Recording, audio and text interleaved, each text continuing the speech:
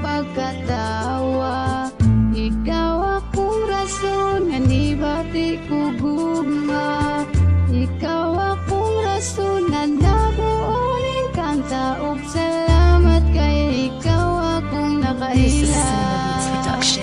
Gihuna-huna ug maayo bago na ako gisulat. Kung tama ba o mali, kining akong gibuhat nga isulti ko kanimo ang akong nabatian. Nga pagkakita ko nimo, ikaw ang naangayan. Kay sa una, gusto ta jud kang makaila. Magpasumangil nga magpatato sa imong kuya, para makita lang ang imong anghel nga dagway.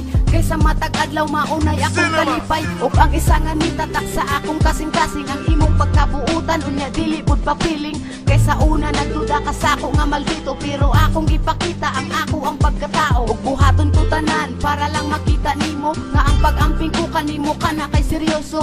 Ug kung tana lang sa ako di ka matingala, I'm just telling the truth na kung sikretong paghigugma sa imuha. Ikaw akong rason sa akong pagkatawa.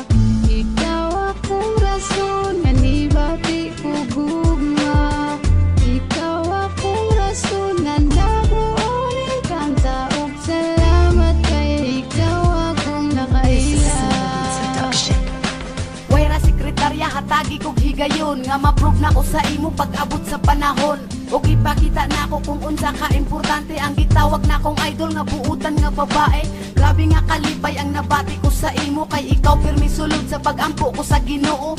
Nga unta na lang dili mo kusog ang hangin, kay mahadlo ko basin mapalit ka sa lain. Kung mahimo pa lang taga-adlaw kang bantayan, para malayo ta ka sa mga laking dautan. Kay dili na ko kaya nga ikaw masakitan, kay ikaw ang akong idol na labaw pa sa tanan. Unta na idol, imong hatag pagtagad, kay karon pa ko ni bati ug ani sa sukad nga nakaila ka.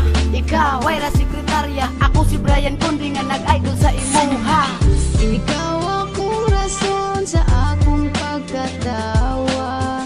Ikaw akong rason nga nibati ko gugma. Ikaw akong rason nga nabuonin kang taog. Salamat kay ikaw akong nakaila. Dol, kabalo ba ka?